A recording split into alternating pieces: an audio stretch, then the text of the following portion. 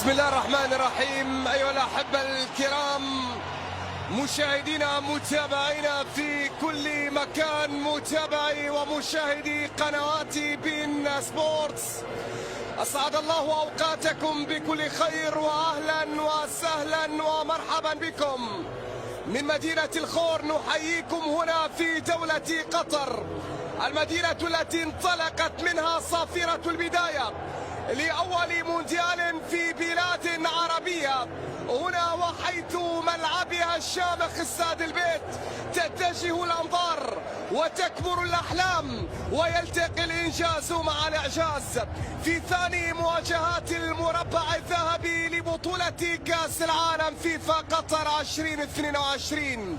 هنا التاريخ ما زال يكتب ويطرز بخيوط ذهبية مغربية في رحلة أمل لتحطيم المستحيل، فشعاع المغرب تخطى الآفاق ويسعى ليطول أكثر وأكثر، فالأحلام ليس لها حدود.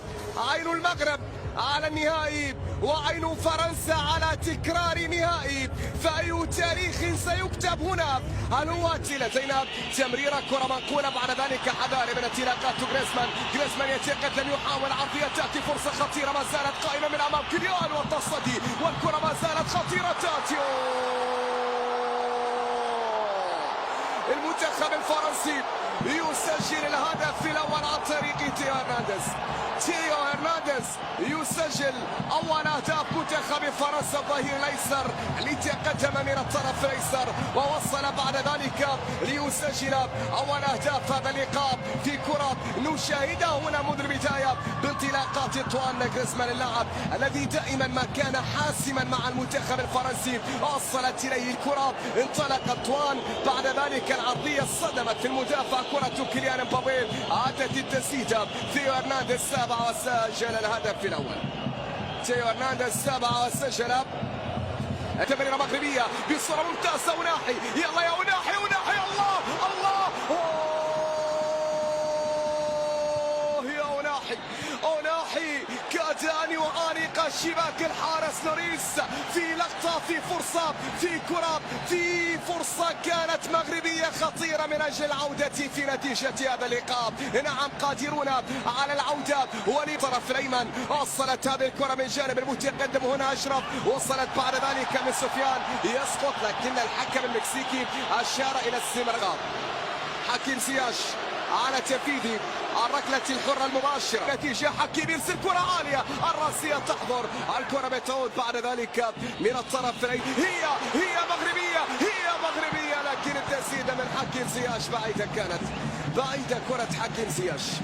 يجب على الأسود استغلال أي فرصة، أي ثغرة تحضر في دفاعات الفرنسية. فعلتوها أمام البرتغال، بإمكانكم أن تفعلوها أمام الفرنسيين. هنا أوليفي جيرو التسديدة، لكن صدمت في القائمة الأيمن.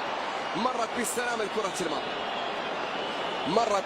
الكرة الماضية، تحولت إلى خارج الملعب، إلى ركلة مرمى في هذه اللحظات. اليوم طبعا نتمنى أن تغيير نظام اللعب في المنتخب المغربي يأتي دين ناحي، وصلت إلى حكيم زياش والعرضية، كرة منقولة مغربية، لكن أوغولوريس اللي يلعب مباراة رقم 19 في المونديال ويعادل إلى نفس نظام اللعب المدرب وليد الرقراقي بالدفع باللعب جديد. وصلت عن طريق نصير مزراوي، الكرة عادت إلى بوفال وتمريرة، كرة خطيرة مغربية عرضية بالجمهيد، وصلت بعد ذلك، لكن التسلل كان موجود على نصير مزراوي في اللقطة.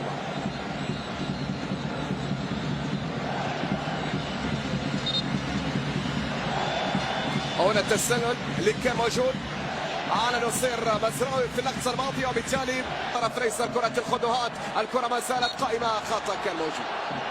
سيزر راموس يصفر خطأ في اللقطة الماضية على أشرف حكيمي. بالمناسبة سيزر راموس يعتبر رابط عنده كرة في الوسط، نقلة بعد ذلك بتمريرة إلى أشرف حكيمي والتسديدة، ولكن صدمت المدافع، لكن تمريرة خاطئة وناحية يقدم.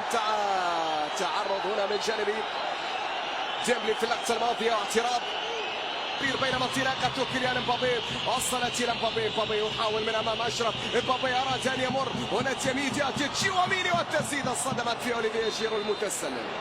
جيرو طول نقلة عن طريق سفيان مرابط يمر بصورة ممتازة جميلة، الكرة رائعة بنية لا تأتي هي ولكن إبراهيم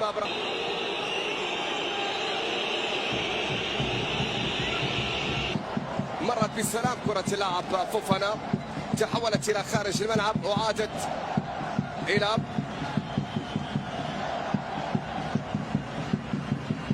ركلة مرمى منتخب الفرنسي. تشواميني يتقدم، هنا تمريرة محاولة خطيرة كيليان، برافو، بينما الكرة ما زالت إلى خارج الملعب تحولت إلى ركلة مرمى. خطير المنتخب الفرنسي، ومتى تظهر خطورة المنتخب الفرنسي كلما تحرك هذا الرجل، كلما تحرك كيليان مبابي. شاهدوا هنا كيف يطلب الكرة وكيف يتقدم إلى أنطوان جريزمان، يحاول في أنطوان لكن برافو جواب في اللقطة الماضية، برافو اليامق في اللقطة الأخيرة، غطى من أمام أنطوان جريزمان. شاهدوا هنا كيف طول الكرة على نفسه ليصل من الطرف ليس لكن قرابا على تنفيذ الركلة. كرة عالية خطيرة تأتي ولكن مرت إلى خارج الملعب، بعيدة مرت بالسلام من رافائيل فاران إلى خارج الملعب إلى ركلة مرمى. هذا حارس المرمى الحارس ياسين فور. نقلة بعد ذلك من ناحية إلى أشرف حكيمي، هي ممتازة خطيرة تأتي ولكن إلى خارج الملعب إلى ركلة ركنية.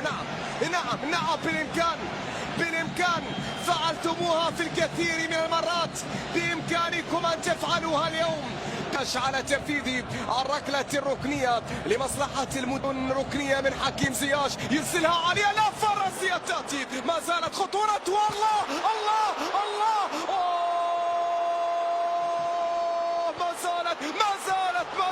ما زالت ولكن ضاعت في النهاية. يا لها من كرة ويا لها من مقصية في ليلة تاريخية، كاد أن يسجل هدف للتاريخ، كاد أن يسجل هدف خرافي، كاد المغرب أن يفعلها. يا الله يا جواد، هنا ركلة ركنية ستنفذ لمصلحة المنتخب المغربي.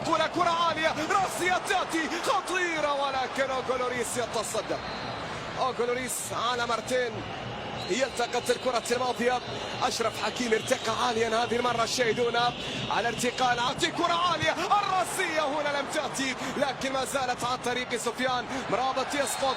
خطأ موجود، خطأ نعم على مبابي، خطأ كان على كيليان مبابي في اللقطة الماضية، لكن برافو هو الذي موجود لمرابط في اللقطة الماضية. حكيم زياش يرسل كرة ساقطة، كرة خطيرة تأتي ولكن إلى خارج الملعب. معها تأتي نهاية لينتهي شوط المباراة كبير بالنسبة لأسود الأطلس أمام فرنسا هنا في هذا اللقاء بعد التأخر في شوط المباراة الأول. هذا الرجل ما هي الحلول، وهو الذي دائما ما داب على الكثير من الحلول في بطولة ظهر فيها المغرب من كبار القوم، ولم يكن مفاجأة في أداء ما ظهر به المنتخب. ذلك عن طريق ثيو هرنانديز انطلق كيليان مبابي وانطلاقات مبابي ومراوغات مبابي ومحاولات مبابي والعرضية لكنها طالت، مرت وعادت إلى كوندي تسديدة ولكن برافو استلم ملاح. تشواميني وصلت إلى أنطوان جريزمان، تمريرة الآن تأتي خطيرة ولكن حارس المرمى هنا يسيبونه من أمام كيليان مبابي. خطأ على كيليان مبابي في اللقطة الماضية.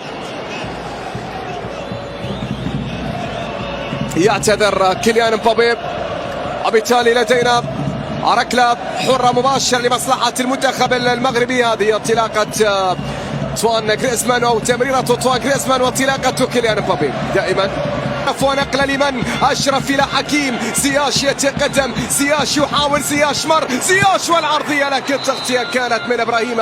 عادت تمريرة فلمسة فتمريرة أخرى فانطلاقة فعرضية رائعة وزياش في اللقطة الماضية. بينما كيليان مبابي ينطلق هنا من الطرف الأيسر، راح انطلق لكن هناك سفيان مرابط موجود، لا تنسى أنه موجود سفيان مرابط من أمام كيليان مبابي وناحية تزر كزئير الأسود هنا في المدرجات. تمريره في وسط الملعب. أوناحي لمن تمريره الى حكيم زياش يتقدم في اليمين، فرصه مغربيه عرضيه هي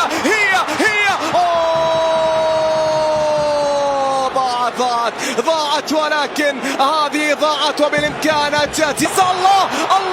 الله على كرة ما زالت خطيرة، هي ما زالت ولكن في الاخير مقطوعة. مرابط عنده كرة، مرابط والتصويبة تاتي ولكن الى خارج الملعب. يا الله، بامكانهم ان يفعلوها يا سيدتي، بإمكانهم أن يسجلوها، أوناحي لمرابط، نقلة ممتازة، محاولة خطيرة قائمة، وين الكرة ما زالت ولا فرصة هي، ولكن في الأخير أنطوان غريزمان غطى كيليان مبابي في قطع الكرة. عودة بعد ذلك لمصلحة المنتخب المغربي، يقاتلون بالشراسة، يستبسلون الآن داخل أرضية الملعب. هيا يا أسود، من يمرر الكرة باتجاه أوليفيه ذهب كيليان مبابي عنده كرة من أمام أشرف حكيمي، كيليان مبابي والتمهيد، غريزمان عنده كرة والتسديد الآن تاتي ولكن إلى خارج الملعب. والتسلل موجود، تسلل كان موجود على